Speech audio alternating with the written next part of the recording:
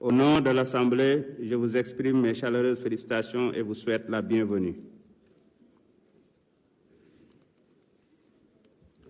Mes chers collègues, nous avons été saisis par correspondance de Monsieur le Président de la République en date du 16 décembre 2024 pour la tenue de la déclaration de politique générale du Premier ministre le vendredi 27 décembre 2024.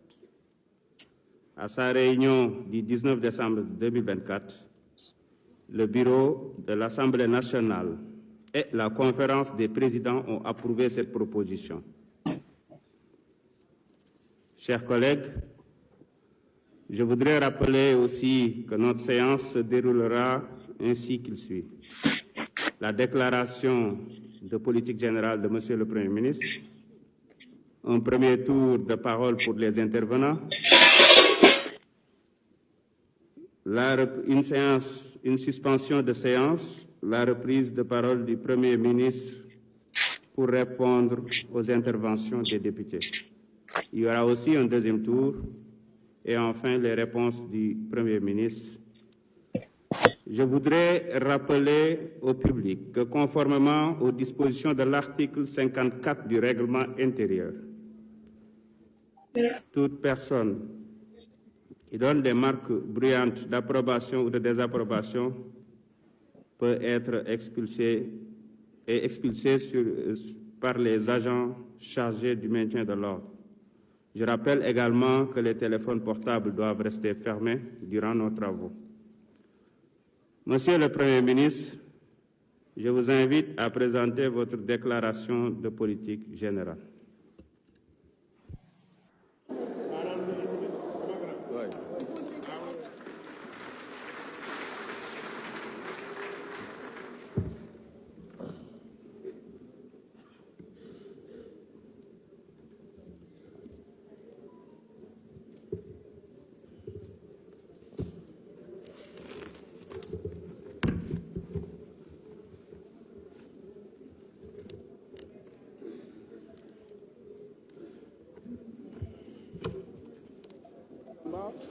L'inauguration, c'est en 56 minutes.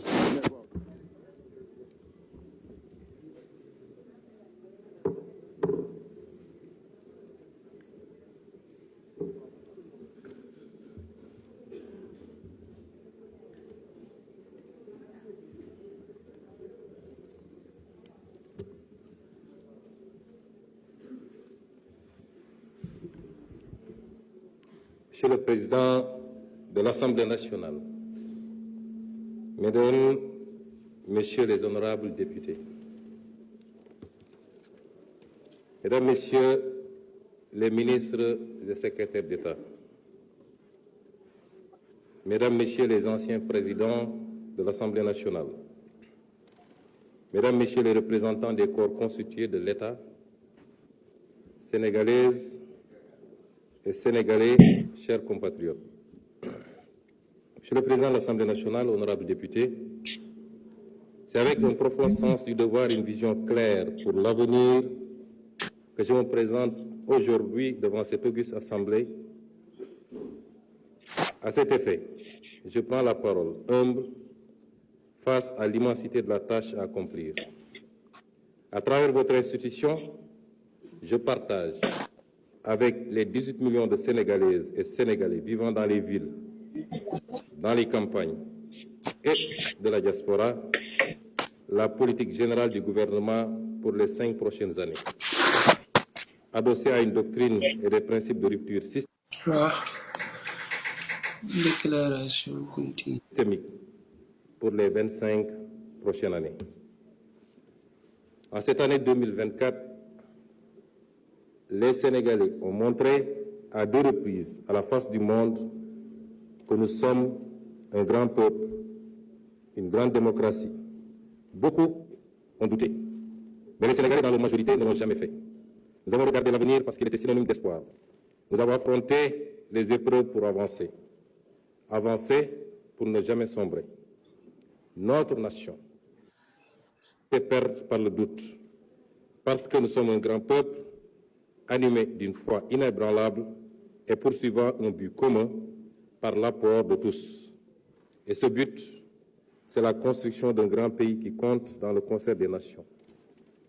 Alors, n'ayons pas peur de questionner nos certitudes. N'ayons pas surtout peur du changement. Monsieur le Président de l'Assemblée nationale, honorables députés, le 2 avril 2024, le Sénégal est en train de plein pied, grâce à la résilience de son peuple et à la détermination de sa jeunesse, dans une ère nouvelle de son histoire, l'ère d'une ambition restaurée, à la fois nationale et africaine, l'ère d'un projet commun taillé à la juste mesure des aspirations de notre peuple tout entier, l'ère enfin de la poursuite sincère d'une prospérité partagée par tous, loin des ressources pour quelques-uns. Cette ère nouvelle est une rupture, oui, en phase avec les orientations et l'exemple posé par le président de la République, son Excellence M. Bassirou Diomaye Diakhar Faye. Il échoit à toute la nation sénégalaise de rompre de manière ferme et résolue avec certaines façons de penser et de voir notre cher pays, ainsi qu'un bon nombre de pratiques établies. Cela va sans dire, cette rupture impérieuse s'applique au premier chef au gouvernement d'alternative démocratique éclatante dont j'ai l'honneur et le redoutable privilège d'être le Premier ministre. Je viens dès lors partager avec vous les principes, l'ambition et les orientations stratégiques du nouveau gouvernement, afin que nul n'ignore ce que nous voulons faire pour le Sénégal et comment nous le ferons. Le peuple sénégalais a voté de façon nette et massive pour le projet d'un Sénégal souverain, juste et prospère. Pour bâtir ce Sénégal du projet, il est impératif d'opérer une rupture d'une profondeur et d'une portée jamais vue dans notre pays. Jamais vue depuis notre accession à l'indépendance il y a 64 ans. En partant de la courbe plongeante de notre histoire. Le Sénégal d'hier, un pays modèle dans une Afrique conquérante, partie intégrante des grands empires et royaumes d'Afrique de l'Ouest du XIIe siècle à l'arrivée des premières puissances coloniales. Un pays de résistants, dont les populations ont su maintenir leur dignité, leur culture et leurs principes forts de savoir-être aux heures les plus sombres des razzias et de la colonisation, y compris au prix du sang et du sacrifice anonyme de leur vie. Ce fut le cas lors de ce grave mardi de Nder, où les femmes sénégalaises, par dizaines, ont préféré la mort à l'esclavage et au déshonneur.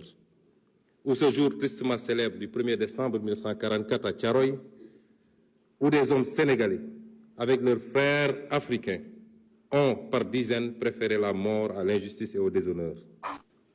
Le Sénégal des indépendances, un modèle en Afrique de stabilité de ses institutions,